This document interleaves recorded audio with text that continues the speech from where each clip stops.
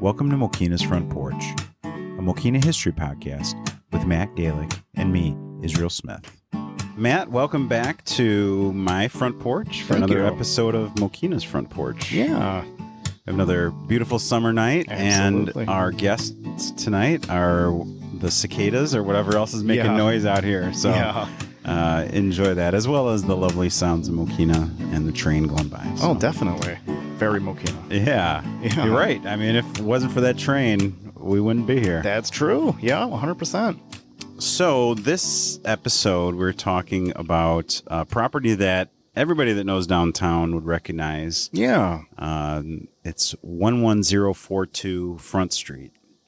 So, Matt, maybe you can explain this property. How do we know this property? Sure. It is an old historic house that was formerly a place of business and with some living space up on the second floor. Now it is entirely been divided up into apartments. It is on the north side of Front Street on the, that would be the northeast corner of Front and Mokena Streets. Or right next to Little L's. I was going to say, the next place west of Little L's. Yeah. And like Little L's, this is not a new property. No. This has been sitting there for a few years. Oh, yes, it has. When was this property built? It was built around 1868. Yeah. So just a few years after the Civil War. Wow. So, people getting off the train for all those years have been seeing this house, kind of greet people. And we'll talk about it's been a business through the years and then converted to some residence as it is now. Yeah.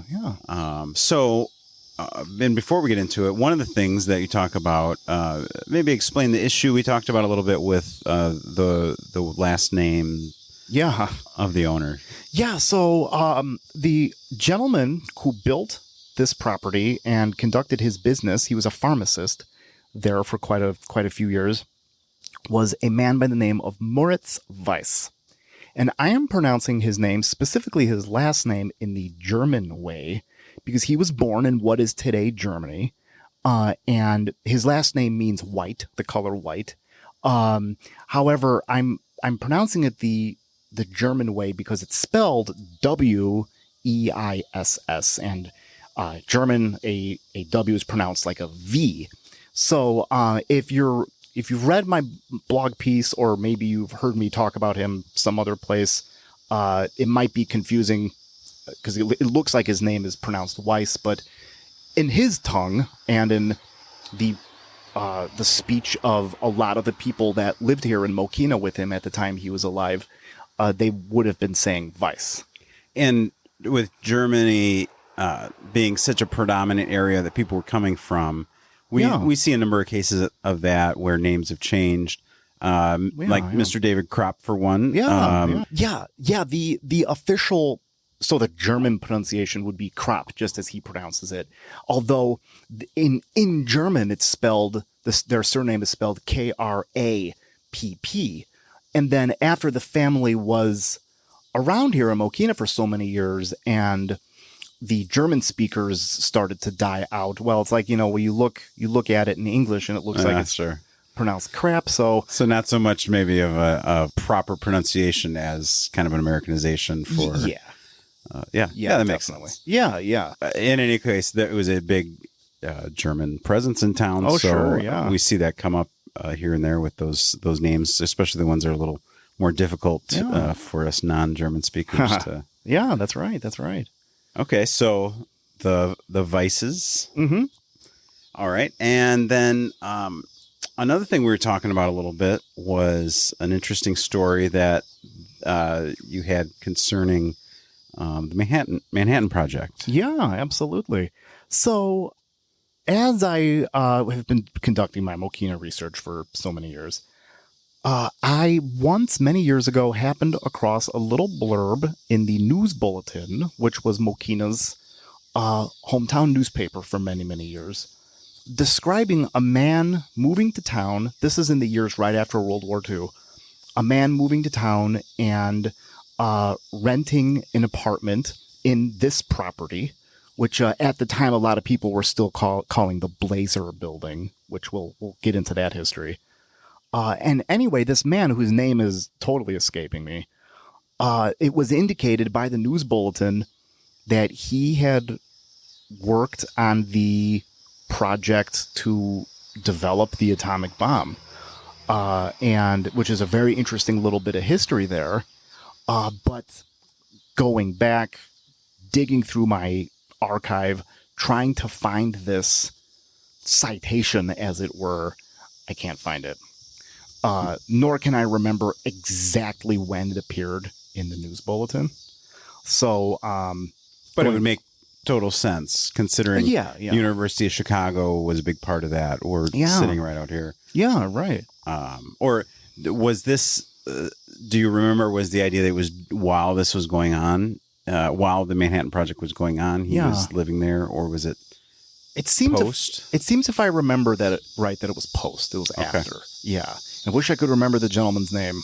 Totally escaping me.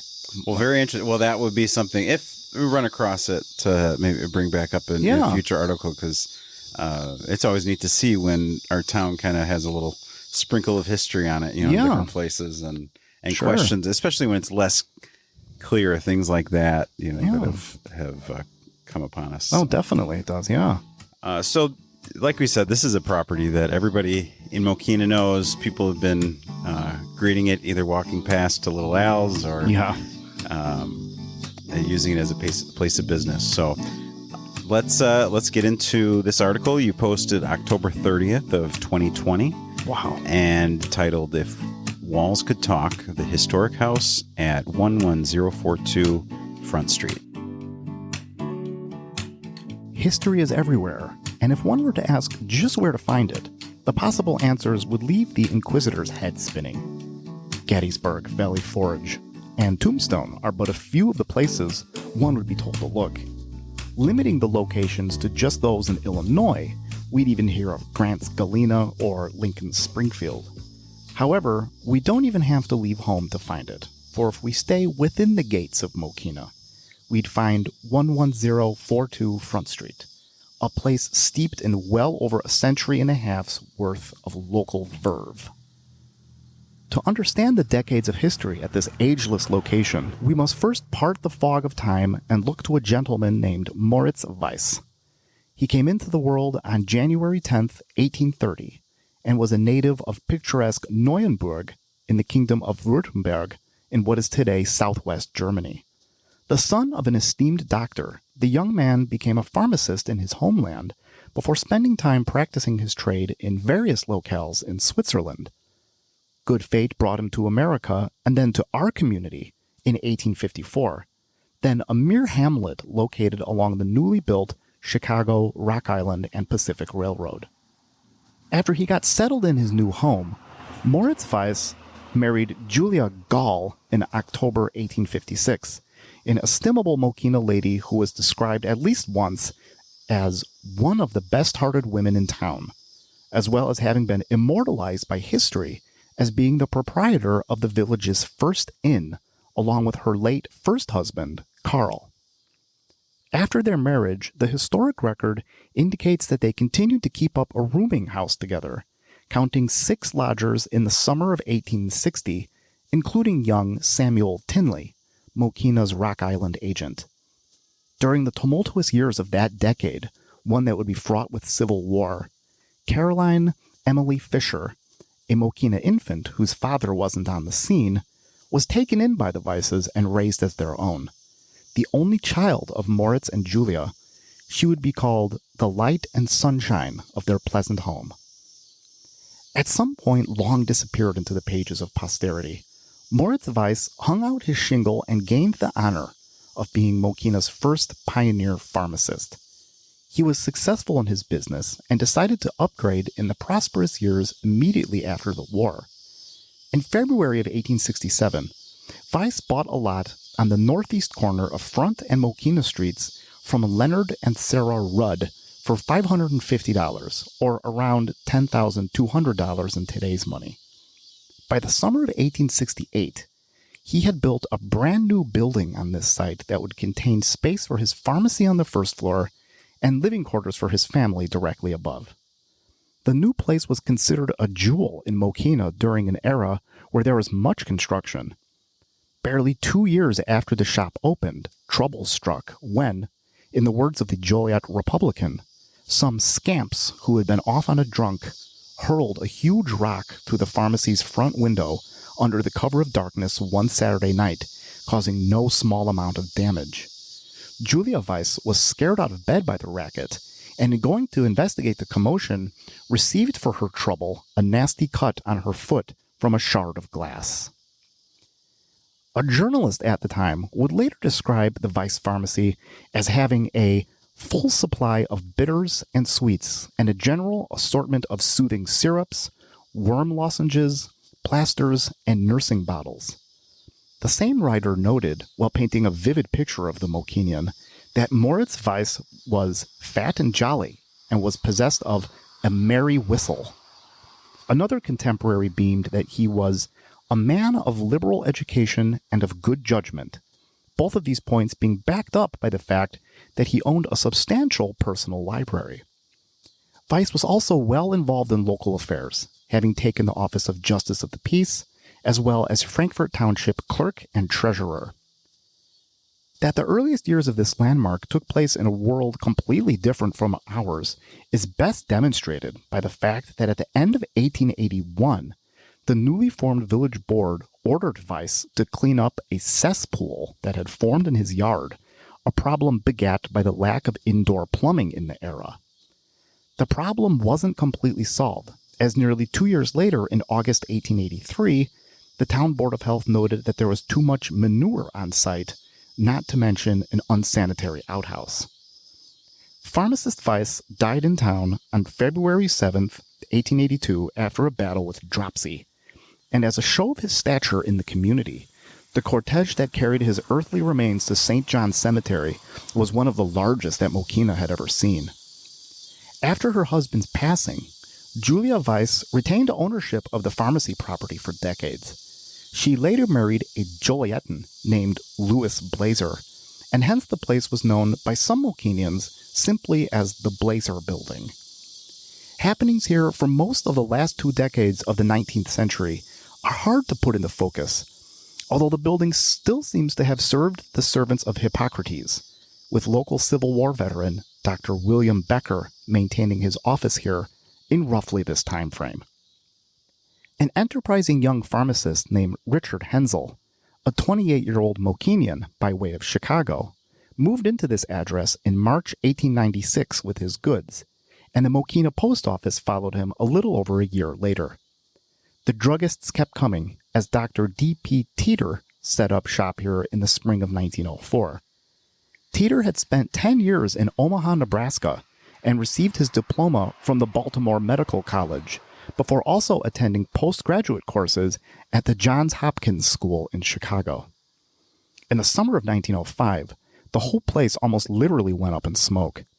While the cause of the nasty fire was never gotten to the bottom of, the blaze started behind the prescription case and wiped out Dr. Teeter's entire stock of drugs, while one local newspaper also said that the furniture and building were badly scorched. Luckily, the building's bones were good, and it sprung back from the fire better than ever. By the dawn of the 20th century, Julia Blazer was in the 8th decade of her life and was considered the doyenne of Mokena. After she passed away in May 1911, the reading of her will revealed her generosity to those she loved, and ultimately, her niece, Julia Sheik, inherited the old drugstore on the corner, moving in with her elderly mother, Elizabeth, in the fall of that year. As Father Time marked the passing days, Willard Marty later opened an ice cream shop and pool room in this historic spot, holding his grand opening in August 1927. Going into venture with partner Walter Hummerding, the 22-year-old Marty was the son of prominent Mokenian Edward Marty, a village trustee and future mayor. The dealings at the shop weren't completely on the up and up, however, as a Prohibition-era raid by a special investigator from the Will County State's Attorney's Office in the fall of 1930 netted such contraband as 2 barrels of beer and 4.5 jugs of moonshine that had been secreted away on the property. The state's attorney had been tipped off by some concerned Mokena women who reported that the illegal booze was being peddled to underage boys and that illicit gambling was also taking place on the premises. Well, Gus Brown, Marty and Hummerding's employee, pled guilty to the charges and was hit with a stiff $200 fine. It remains unclear what consequences the ice cream shop's proprietors felt. For posterity's sake, Willard Marty denied the rumors and stated to the village news bulletin that they had no basis in reality. Going forward, in the spring of 1943, the property was purchased by L.S. Janes of the Sears and Roebuck firm, who was taking it off the hands of Mokenians William Hellenhaus, August Hench, and George Knudsen, its mortgage holders. Mr. Janes immediately got to work sprucing up the place, which by the World War II years was regarded as being somewhat run down, with the news bulletin even calling it a dilapidated eyesore. Nevertheless, the paper acknowledged that the newly refurbished building would be a real asset to the community and called the work a fine improvement to the historic building. It was made over into 3 apartments, the first inhabitants of which were Mr. and Mrs. John Feltenhaus, the former working with the WLS radio transmitter northeast of town, local Rock Island telegraph operator Mr. Froggy and his wife, as well as Mr. Jane's mother. Thus it remains to this day a silent witness to decades of local flavor. This time-honored landmark has stood for nearly 150 years at Front and Mokena Streets, at a place that some villagers have even called the Times Square of Mokena. May it stand for 150 more years. That's great. Thank you. I think so too. Yeah. Yeah. Well, it is, and I'm sure it's had a heyday that, you know, and I know the current owner has done work to it. Yeah. You know, it's a lot to keep an old property like that in good condition. It is, yeah. You know, it's great to see, and especially to know how old of a property is, how significant, you know, to be able to have a picture. And there's a great picture on here showing that property, you know, that again we'll share and put on Facebook as well. Yeah. But to know, like, this was the face of the town, of our town in the late 1800s. Yeah, you know, it's and pretty cool. And since then, along with a few of the other properties that still remain, that's pretty cool. Yeah, I think so too. So I was curious because if you look at the front of the property, there's that small section to the right. Mm-hmm. Yeah. And do you know if that was original to the property? I do not. However, what I can say is that it is nevertheless very, very old, as I have in my collection a photo of the building from, it must have been taken about the 1890s or so. And in that picture, that little wing is there already. Okay. So if it wasn't built right when the rest of the building was built, it was already there by, around the 1890s, the end of the 19th century. And what a great definition of Mr. Weiss, fat and jolly. Yeah, and he had a merry whistle. Yeah, I thought that was funny. Yeah, that is great. Yeah, it really paints a picture. Yeah, and you know, then knowing he was a German guy, and it just kind of fits. Probably had lederhosen walking around. Yeah, I'd like to think so. Yeah, that's awesome. That's pretty cool. And you talked when he passed, it was from dropsy. Yeah. What is dropsy? Do you know anything about that? You know, that's a good question. There are all of those old archaic medical terms that, and I've looked up all of them to what they correspond to now, but I can't remember what dropsy is. Okay. Is it tuberculosis? Maybe tuberculosis, but I'm not positive on that. So maybe if one of our listeners knows, it's easily, anybody can Google it. But I forget what dropsy is, but it claimed a lot of people years ago because in looking at old accounts from that time frame, you hear it mentioned a lot. So it was definitely nothing to sneeze at. And then, as we said, this property was first purchased in 1867 by Mr. Weiss. Yeah. For a total of $550. Yeah. And the last recorded record of a sale that we have was August of 2020. Oh, wow. And it sold for $224,000. Oh, wow. To a trust that still holds it now. So okay, a little bit more than the $550 a couple years ago. Yeah. But, it's great to see that, again, like these few that still remain, it's great to see, people are willing to spend the time and money and effort to keep the building there. It is. It's fantastic. Yeah. So it's a miracle. It's great that they're doing it. Hopefully that keeps up and people can enjoy getting off the Rock Island train and seeing what it looked like, 100 plus years ago. Yeah, definitely. Anything else, Matt, you want to add about this property? No, nothing really comes to mind. Just that it's one of Front Street's jewels, and I've always been very interested in this property and its history. And a couple years ago, I felt like it was time to finally write about it on the blog. So. And what about these pictures that you posted? You want to say a little bit about those? Yeah. Anything you'd want to add about those?